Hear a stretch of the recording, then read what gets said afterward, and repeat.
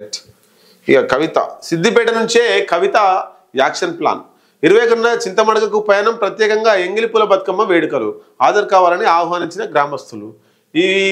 ఈ గ్రామస్తులు పోయి ఆమెను ఆహ్వానించలే, ఇదంతా క్రియేషన్. హరీష్ రావును నేను గతంలోనే చెప్పిన, హరీష్ రావును రాజకీయంగా బొందబెట్టడానికి కేసీఆర్ కేటీఆర్ కవిత ఆడుతున్న నాటకంలో భాగంగానే కవిత బీఆర్ఎస్ నుండి సస్పెండ్ చేయబడింది. ఎందుకంటే బీఆర్ఎస్ పార్టీలోనే ఉండి హరీష్ రావు మీద ఆరోపణలు చేయలేరు, హరీష్ రావును నిందించలేరు, హరీష్ రావు తప్పులను ఎత్తి చూపలేరు. కాబట్టి టెక్నికల్గా ఈమె కావాలనే పథకంలో భాగంగా వ్యూహంలో భాగంగా కేసీఆరే కవితను సస్పెండ్ చేపించిండు. బయటికి పోయి హరీష్ రావుకు సంబంధించినటువంటి అనేక ఆరోపణలు చేసి ప్రజల్లో హరీష్ రావును పలచన చేసి హరీష్ రావును డ్యామేజ్ చేసి ఈ సిద్దిపేటకు కవితను పట్టుకొచ్చే ప్రయత్నమే కేసీఆర్ చేస్తున్నాడు. సిద్దిపేటలో ఎమ్మెల్యేగా పోటీ చేయించే ప్రయత్నం చేస్తున్నాడు. సిద్దిపేటలో ఎమ్మెల్యేగా పోటీ చేయించి హరీష్ రావును ఓడగొట్టాలనేటువంటి పథకంలో భాగంగానే ఇదంతా రాజకీయ డ్రామా నడుస్తున్నది. మరి ఏం జరగబోతున్నది?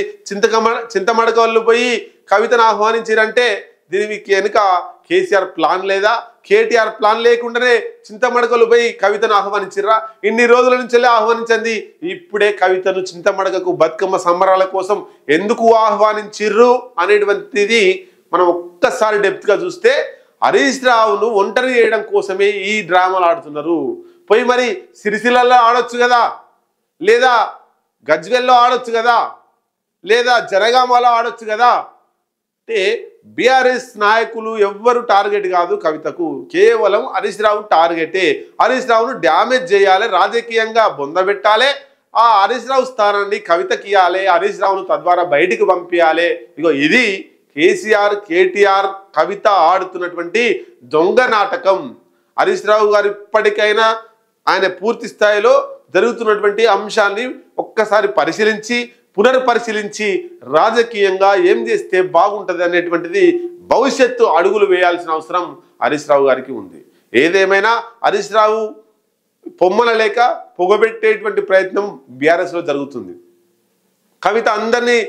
కవిత ఒక హరీష్ రావుని టార్గెట్ చేసి మాట్లాడుతుంది. బీఆర్ఎస్లో అందరు లేరా? బీఆర్ఎస్లో దొంగలు లేరా? బీఆర్ఎస్లో స్కామ్ చేసిన వాళ్ళు లేరా? 1000 కోట్లు సంపాదించిన వాళ్ళు లేరా? మరి హరీష్ రావుని ఎందుకు టార్గెట్? హరీష్ రావు పొజిషన్ కవితదే. హరీష్ రావు ఉండాల్సిన పొజిషన్లో కవిత రాబోతుంది. హరీష్ రావు జీరో కాబోతున్నాడు బీఆర్ఎస్లో, లేదా బీఆర్ఎస్ నుంచి బయటికి పంపిస్తారు. ఎట్లయితే ఈటల రాజేందర్ను పంపించిర్రో, ఎట్లయితే ఈటల రాజేందర్ కేసీఆర్కు పోటీ వస్తుండో ఆయనను బయటికి పంపించారు ఆరోపణలు చేసి అసైన్డ్ భూముల విషయంలో.